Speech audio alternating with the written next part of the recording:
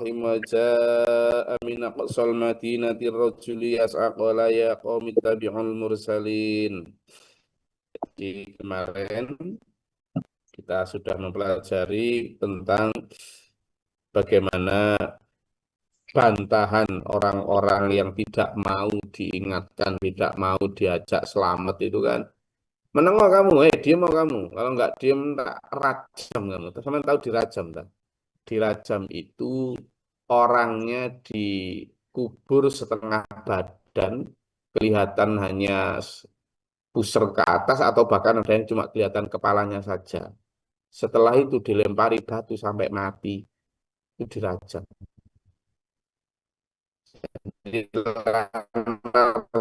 Juman zaman dulu itu rata-rata gitu dirajam ladar Juman atau wala usollibannakum biasanya, dan kami akan salibkan kamu. Kalau disalibkan itu dibikinkan kayu kayak kayak tanda plus gitu, lalu tangan kakinya bukan tanda plus atas bawah itu, tangan kakinya ada yang disilangkan di bawah dipaku gitu, ada yang dijadikan satu ditumbuk dipaku, lalu kemudian mereka dipanai dulu, dilukai supaya apa? Supaya ada keluar darah.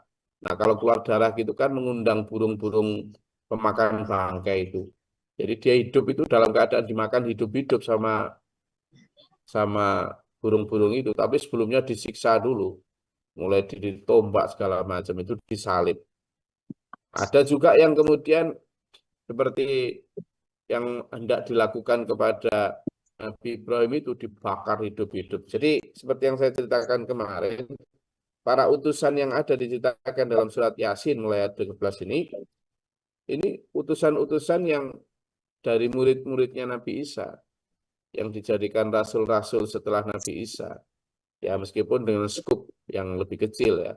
Mungkin beliau-beliau ini termasuk dari 124 Nabi Rasul. Kan kita diajarkan oleh Rasulullah Muhammad SAW bahwa Allah itu mengutus 124 ribu Nabi Rasul. 313 diantaranya menjadi rasul. Yang kita ketahui hanya 25. Itu pun 5 itu diantaranya ya yang paling banyak kita ketahui ya 5 kisah dari Nabi Ibrahim, Nabi Nuh, Nabi Ibrahim, Nabi Musa, Nabi Isa, dan Nabi Muhammad SAW. Selebihnya kita tidak banyak tahu juga kisah-kisahnya. Nah, yang dikisahkan dalam surat Yasin ayat 13 dan seterusnya ini adalah apa yang terjadi pasca Nabi Isa dari para Hawariun. Para Hawariun.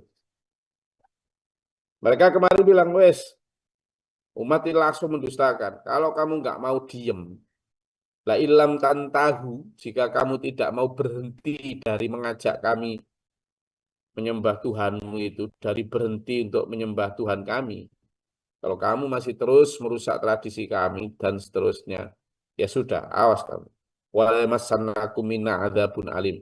Kami akan timpakan siksa kepadamu. Nah, kemarin itu yang saya ceritakan, ada gaji dengan gaji besi sampai mengelupas daging dan kulit. Ada yang diseret dengan kuda keliling kota, sehingga ya hancur tubuhnya, bukan hanya meninggal tapi hancur. Ada yang diikat kaki tangan ke oleh 4 kuda, lalu kuda itu dicambuk ke arah 4 yang berbeda, sehingga tangan dan kakinya itu lepas dalam keadaan hidup-hidup. Ada yang dikubur hidup-hidup, ada yang dibakar hidup-hidup, ada yang direbus hidup-hidup. Nah, yang di sini juga layar lanal jumanakum itu akan kami rajam kamu itu. Itu artinya dirajam itu ada yang diikat di pohon lalu dilempari batu sampai mati. Ada yang dikubur setengah badan lalu dilempari batu sehingga badan ke atas itu yang dijadikan sasaran apa lemparan batu sampai mati. Ada yang digergaji hidup-hidup, jadi terbelah dari atas sampai bawah itu. Jadi ini yang diancamkan kepada para utusan itu, ya. Menganggap bahwa para utusan itu pembawa sial. Itu yang disebut kemarin bahwa Ini kemalangan ini karena kamu aja ini. Inna tatoyarna bikum. Kami ini jadi ribet karena kedatanganmu. Itu. Padahal kedatangan mereka itu wa irukum ma'akum. Kemalanganmu ya karena kamu sendiri, bukan karena aku. Ya. Nah, dalam perdebatan itu wajah amina qasal madinati rajulu yas'a. Tiba-tiba ada seorang yang berlari-lari dari ujung kota menemui kumpulan perdebatan tadi. Lalu dia berkata, ya qaumi ittabi'ul mursalin. Hei kaumku, ikutilah para utusan itu. Itu utusan yang benar itu. Nah, itu ya.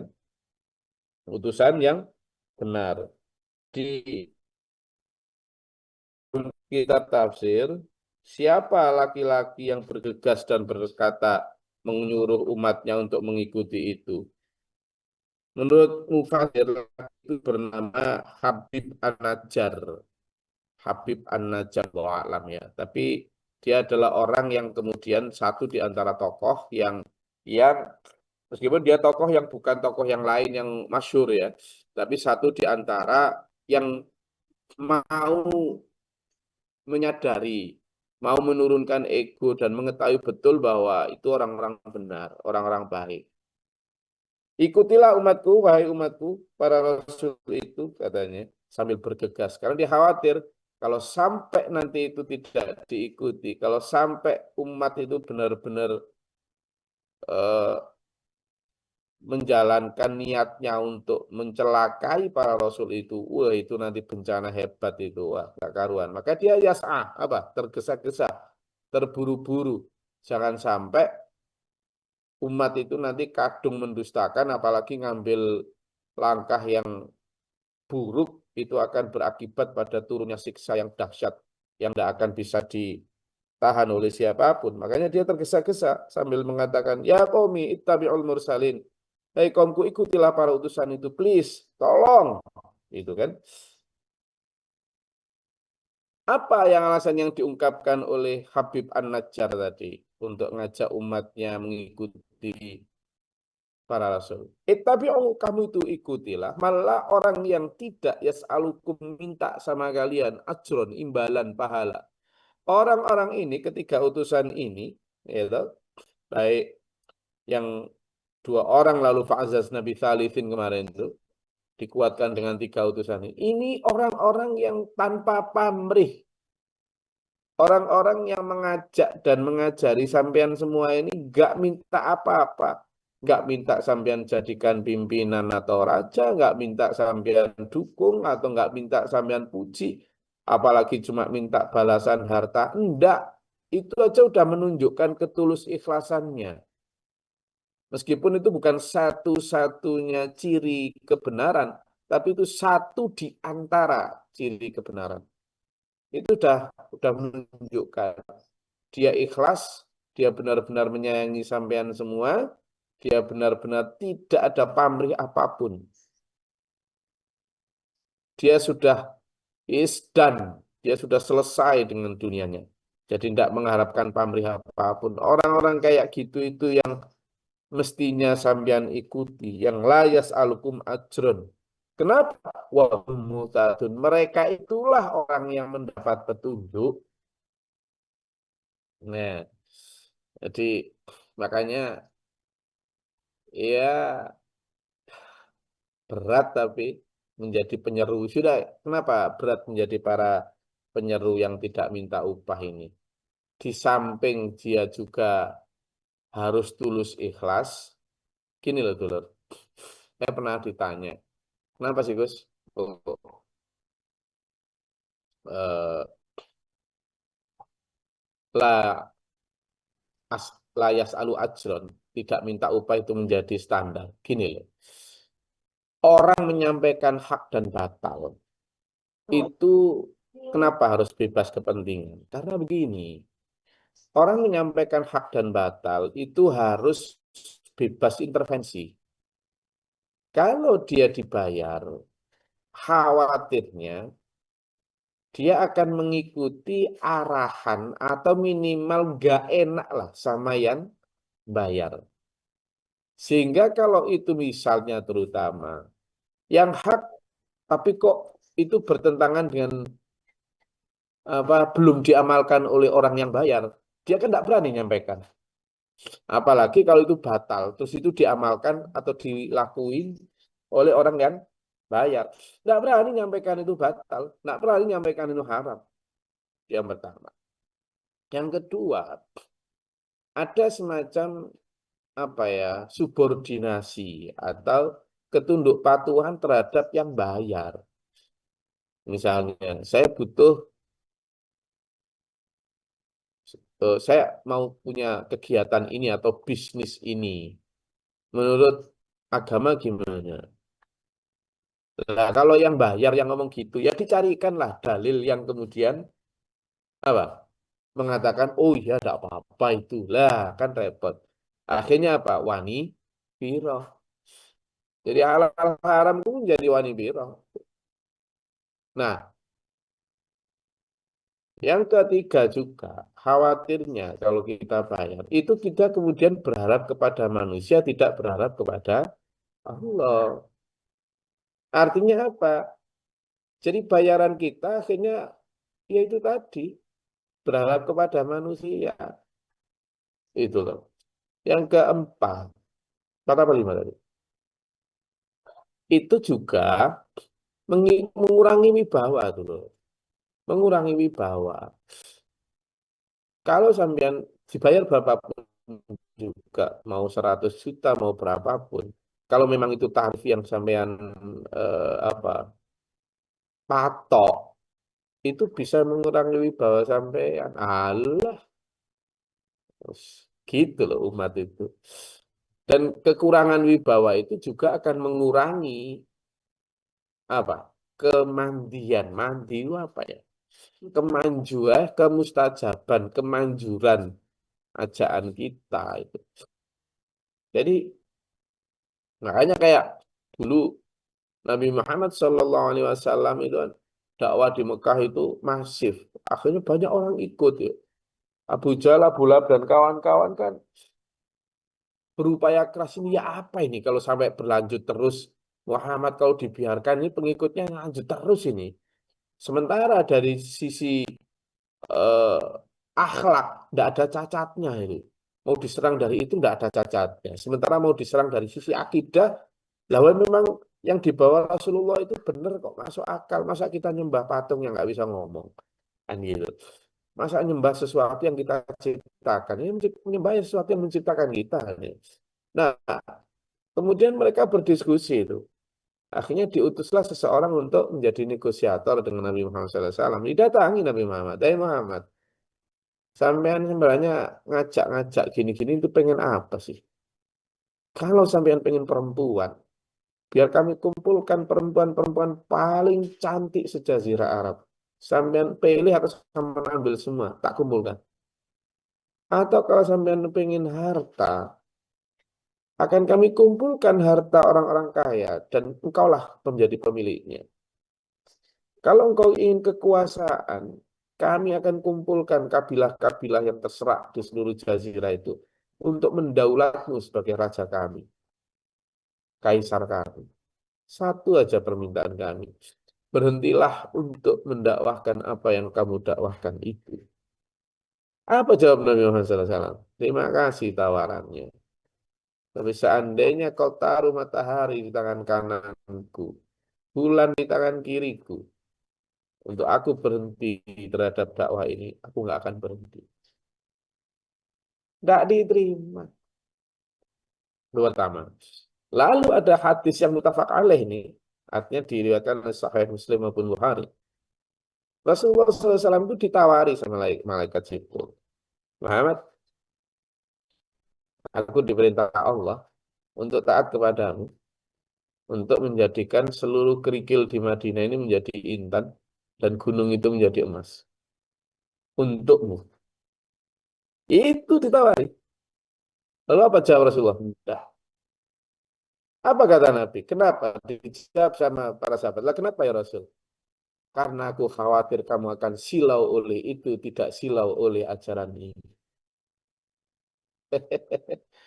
Ya itu. Nah, ini Rasulullah tidak terbeli dulu. Maka alasan selanjutnya kenapa penting untuk tetap bersih dari kepentingan itu adalah supaya tidak ada negosiasi di dalam menyampaikan hak adalah hak, batal adalah batal. Nah, itu. Jadi ajaran ini adalah ajaran murni dari Allah yang tidak dicampuri oleh itu. Dan larangan Al-Quran jelas. Wala tashtari bi ayati samanan qalila. Janganlah engkau menjual ayat-ayat Allah dengan harga yang sedikit. Coba kita buka ya. Banyak ayatnya itu. Ya, dan seluruh nabi juga hampir semuanya mengatakan bahwa aku tidak minta upah kepadamu, itu banyak dalam surat Hud, dalam surat Al-Qasas itu banyak. Ya. Dan larangan untuk itu apa ada banyak. Coba ya Bu ya, di surat Al-Baqarah ayat 41. Kemudian Al-Maidah ayat 44. Ya, kemudian surat Al-Baqarah lagi ayat 79. Lalu Ali Imran ayat 187. Lalu An-Nahl ayat 95 dan banyak lagi ya. Tadi surat Al-Baqarah 41, Al-Baqarah 79, kemudian Ali Imran 187, ya, Al-Maidah ayat 44, An-Nahl ayat 95. Coba kita baca satu persatu supaya kita, monggo, siapa yang mau lihat adanya larangan untuk itu, silakan. Izin Gus. A'udzubillahi minasyaitonirrajim. Bismillahirrahmanirrahim. Surat Al-Baqarah 41. Dan berimanlah kamu kepada Al-Quran yang telah aku turunkan, yang membenarkan Taurat yang ada pada kamu. Dan janganlah kamu menjadi orang yang pertama kafir kepadanya. Janganlah kamu jual ayat-ayatku dengan harga murah, dan bertakwalah hanya kepadaku. Sadaqallahul azim. Nah, ya. Terima kasih, Selanjutnya, guys. semuanya dibaca tadi yang saya sebutkan ayatnya tadi. Karena itu 9 Al-Baqarah. Enggak, biar kita kuat larangan untuk itu. Enggak. Al-Baqarah 79, Ali Imran 187, Al-Maidah 44, sama An-Nahl ayat 95. Silakan.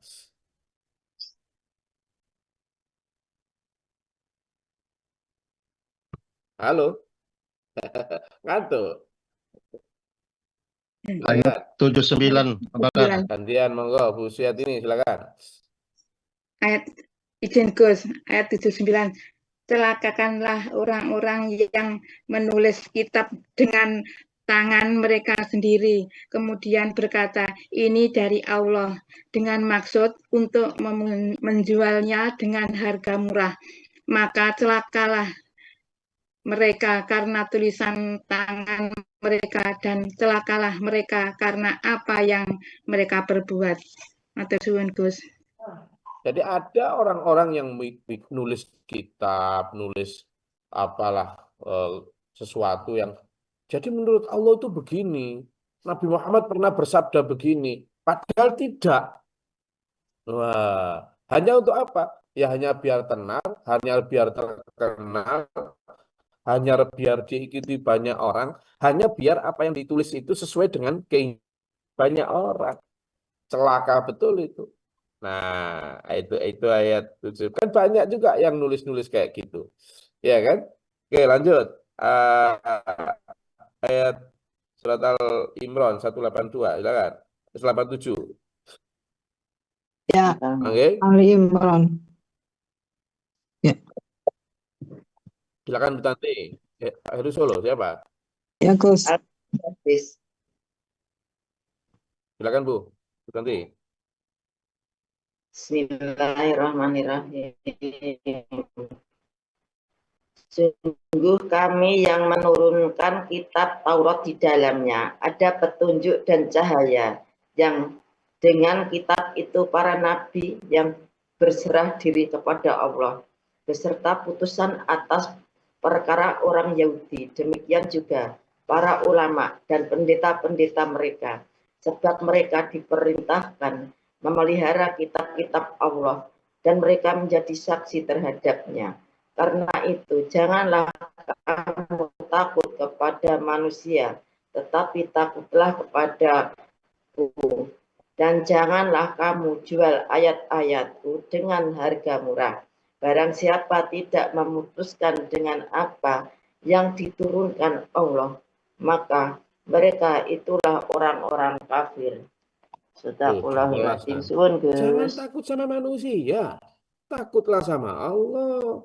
Jangan kamu memutuskan sesuatu hanya untuk memuaskan keinginan manusia. Siapa itu loh, udah jelas loh itu loh. Jadi Saman dan saya ini ketika mempelajari ayat Allah itu jangan karena waduh nanti gimana masyarakat, waduh nanti gimana, waduh saya nggak jadi nyambut gawe. Nanti akan ada kenapa kita tidak boleh begitu, akan kita lanjutkan itu ya. Jadi itu bisa dibuka lagi di surat coba sekarang tadi Al Imran ya, Al-Maidah 44 coba sama Bra. Ketemu. Izin Gus. Al-Quran Ya. surah Al-Maidah ayat 44. Tuh. 4 ini.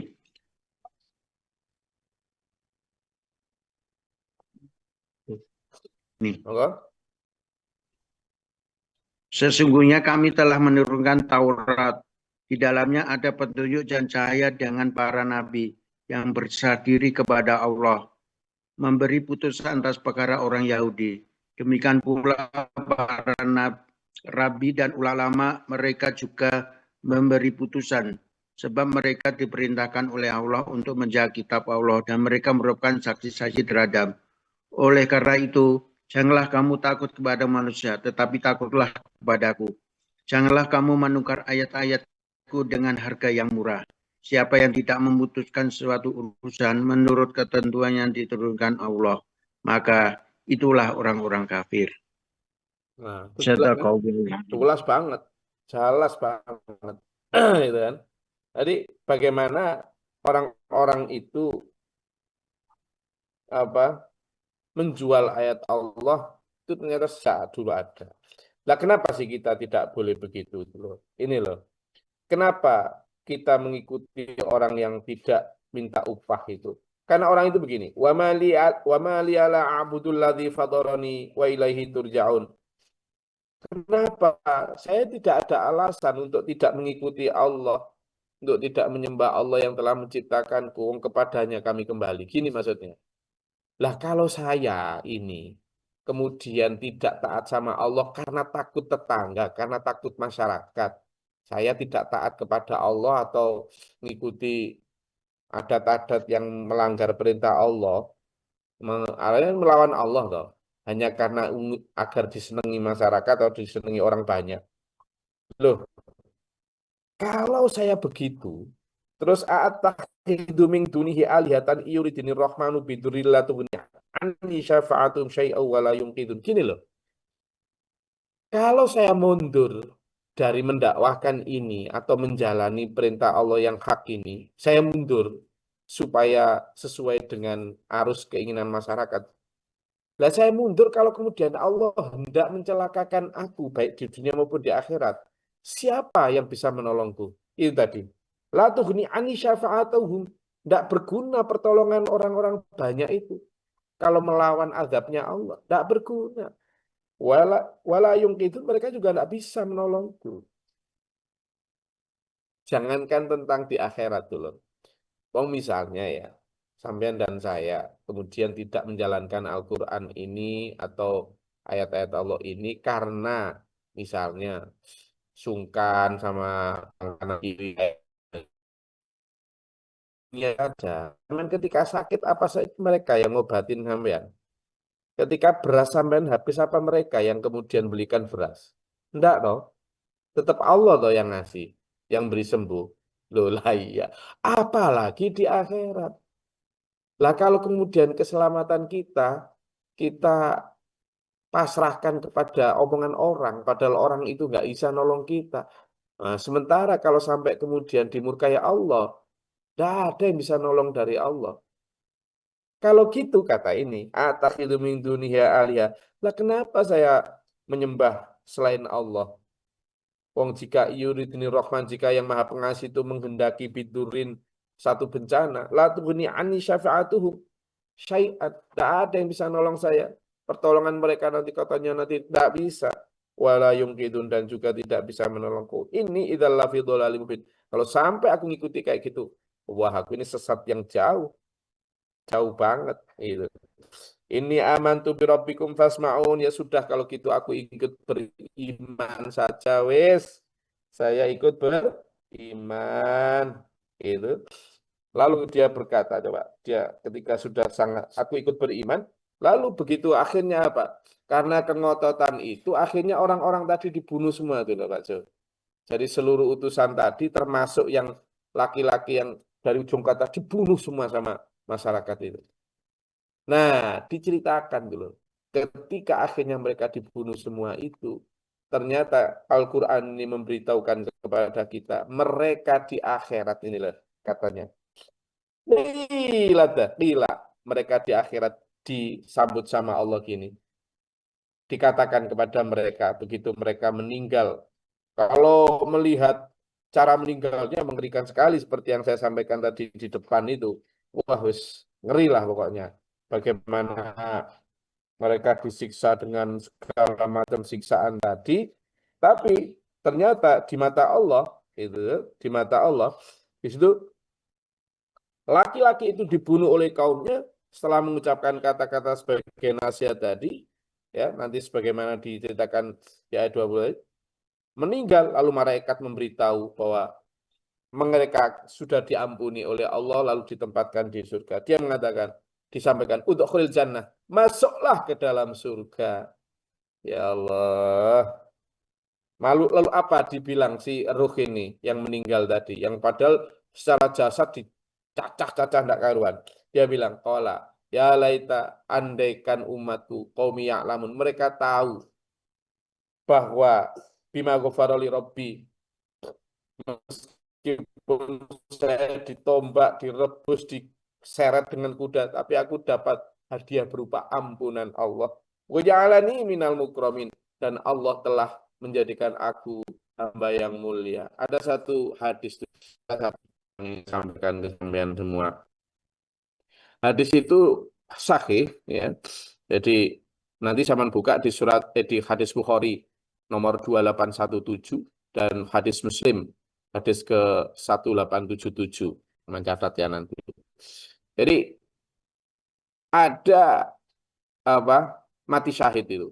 Jadi orang ini meninggal kemudian dalam mati syahid itu lalu tubuhnya itu sampai nggak bisa dikenali saking banyaknya tombak, panah, wis pokoknya hancur lah di kasihannya gitu. Lalu apa yang dikatakan Rasulullah? Oh, dia sekarang itu sudah di samping Allah dalam kenikmatan.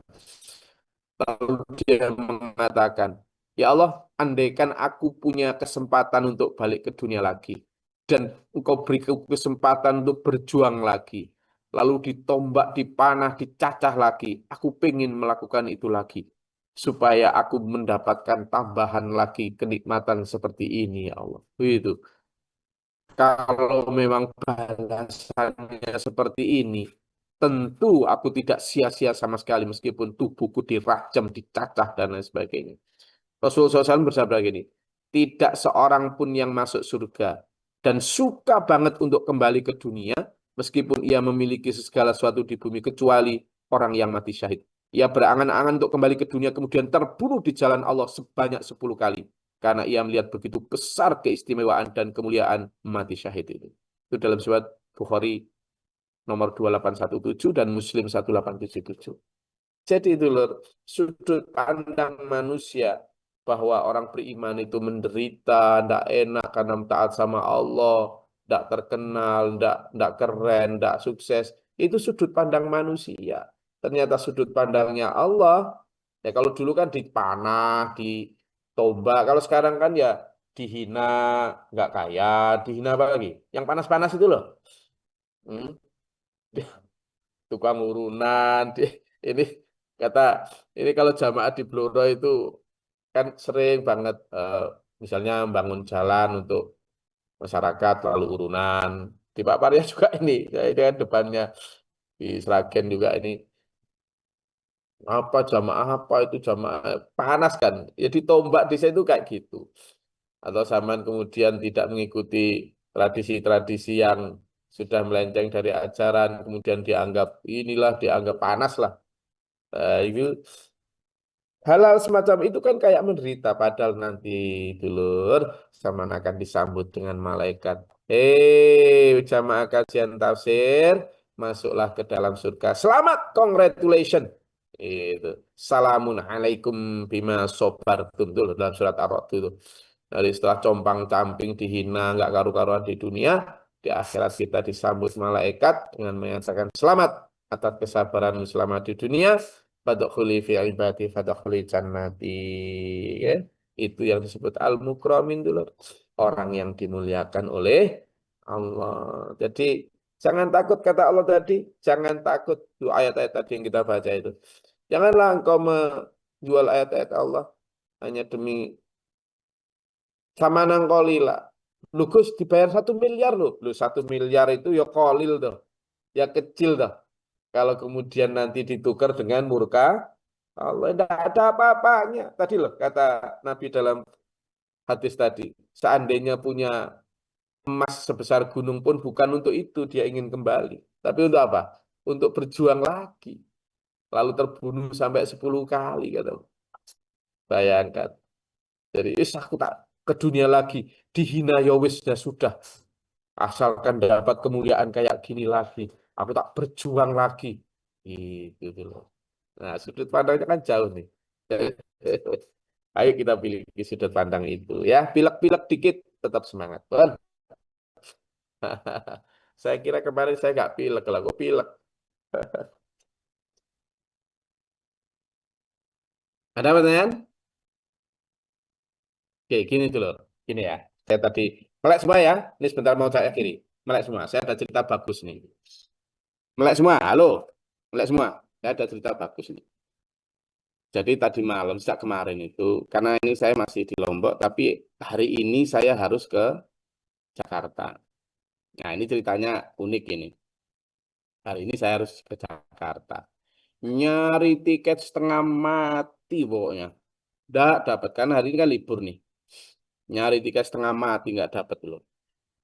Sampai lewat tiket.com, saya biasanya Traveloka sama tiket.com kan. Nyari tiket, saya di Lombok. Wih, tak siasati, nyari lewat Surabaya. Nanti sini Surabaya, Jakarta. Nggak bisa. Sini mana Jakarta nggak dapat. Ada harganya antara 7 sampai 20 juta. Saya bilang. Itu tiket ke Jakarta.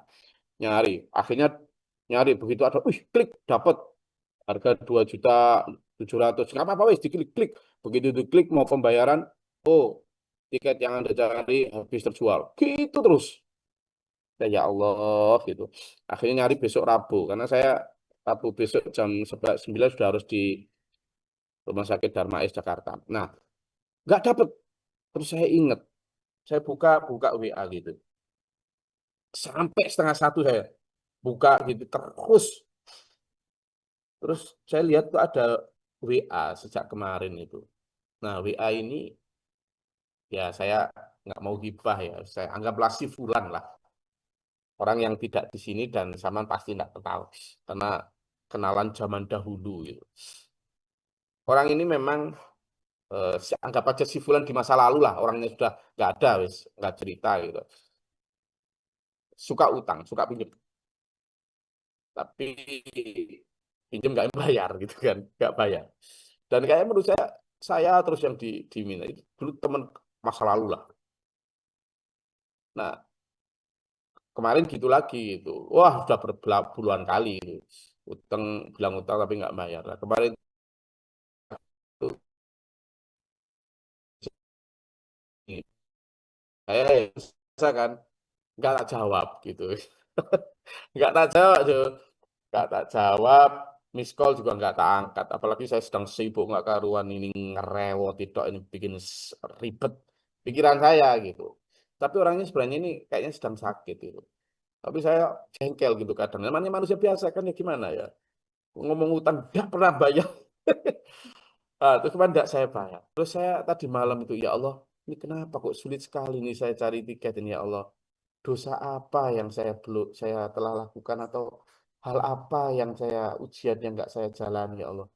Tak cari terus ada, saya lihat miss call dari si itu tadi, terus ada WA yang belum saya buka ternyata dari itu. Terus dia bilang, Gus bisa nggak Gus tolong Gus ini sekian nominalnya. Ya Allah, langsung malam itu tak transfer aja. Nggak mungkin sekarang belum baca dia. Tak transfer sesuai dengan permintaan dia, klik gitu. Terus saya buka lagi Traveloka sama di tiket.com. Klik klik klik klik klik klik. Jadi saya itu kan selalu gini, jangan sampai saya dapat tiket pesawat itu pas saya ngaji. Gini nih, sehingga saya nggak bisa ngaji.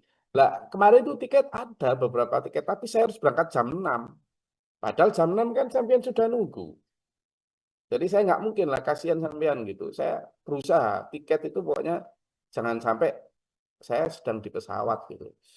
Jadi bagaimanapun kalau pas turun pesawat, pas jam 6 lebih itu, saya harus segera itu. Nah saya hindari itu. Nah coba akhirnya dapat. Klik gitu, mudah-mudahan dikena gitu. Klik, harga yang awalnya itu di atas 3 juta, bahkan 7 juta.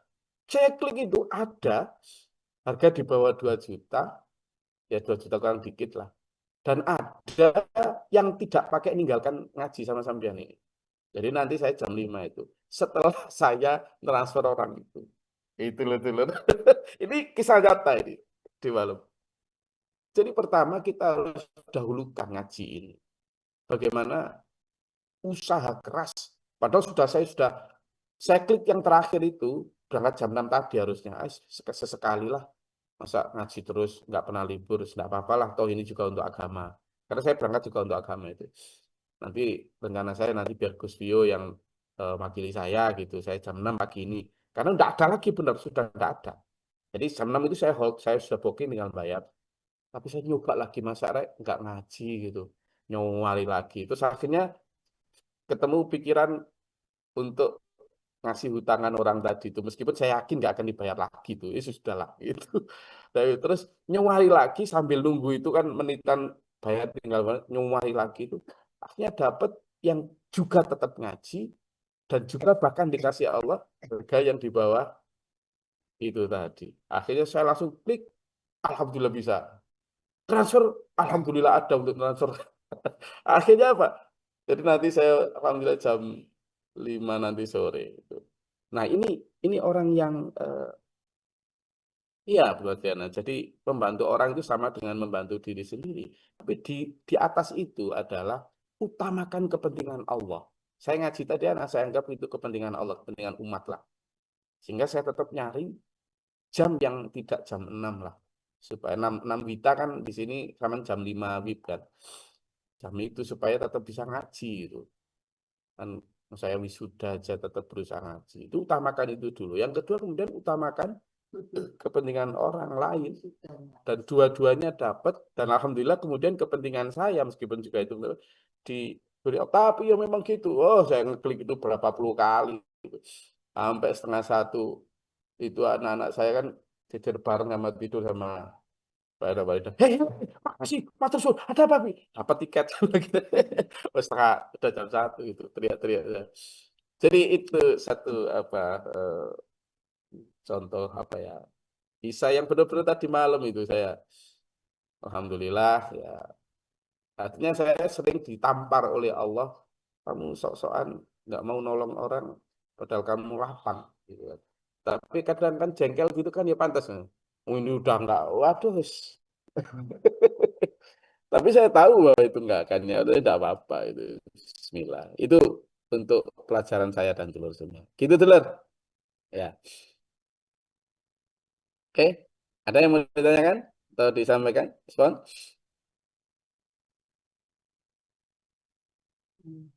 Oke. Saya rasa cukup ya kajian kita pada pagi hari ini. Alhamdulillah. Tetap semangat. Mudah-mudahan Allah merahmati kita terus, mengampuni dosa-dosa kita, dan menuntun kita, menjaga kita dalam siratal mustaqim ila akhir. Amin. Allahumma shalli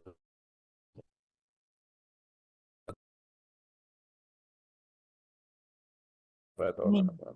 Barik lana fima ataqabbal lana syarra ma qadait. Amin. Taufiq wa taufiq ilaika wassalamu. Amin. Allahumma dafa'na al-bala wal waba wa dalastana najina. Amin. Rabbana najina wa bina Amin. Amin. Rabbana man afaktubna ma syahidin rabbana la tuzigh qulubana ba'da idh hadaytana. Amin. Allahumma nafa'na kafiran. Amin. Amin. Amin. Rabbi a'udzu bika min hamzati syaitan wa a'udzu bika rabbi a'udzu bika Amin. Amin. Allahumma ta'ala wa barahmatika Allahumma zilana rahmatan wa barakatuh. Amin. Allahumma afri lana sabr wa sabiti min al-hasan. Allahumma fatiri samawati wal ardi alim bi Amin. A'udzu billahi min syaitil bala wal badar syaqqa sul qada syamala Amin. fil Amin. Rabbana hab lana min azwajina wa dhurriyyatina qurrata a'yun. Amin. Amin. Atina fid dunya hasanatan wa fil akhirati hasanatan wa qina adzabannar. Rabbi wa nafi wa lil Amin. Amin. Naqabbal du'a innaka antas samiul alim wa la ilaha illa Subhana rabbika rabbil izzati amma yasifun wa salamun alal mursalin. Alhamdulillahi rabbil alamin. Insyaallah kisah yang saya ceritakan tadi hanya untuk itibar dulu ya, bukan untuk pamer atau apa, tapi saya merasa ada tamparan Allah yang pas untuk kita dan mudah-mudahan menjadi pelajaran untuk kita semua bahwa ada itu ayo kita muhasabahnya ke dalam kita sendiri ya. Muhasabahnya ke dalam apa? Diri kita sendiri. Supaya semakin banyak keberkahan yang kita dapatkan dengan cara apa? Ya tadi apa ya? Soalnya saya dulu diajarin Pak Guru juga gitu. Kalau ada apa-apa itu dosa apa kira-kira gitu beliau. Makanya saya juga dosa apa ya Allah gitu. Dan saya temukan tadi dan kita perbaiki. Terima kasih. Assalamualaikum warahmatullahi wabarakatuh. Waalaikumsalam warahmatullahi wabarakatuh. Waj'alhu lana imaman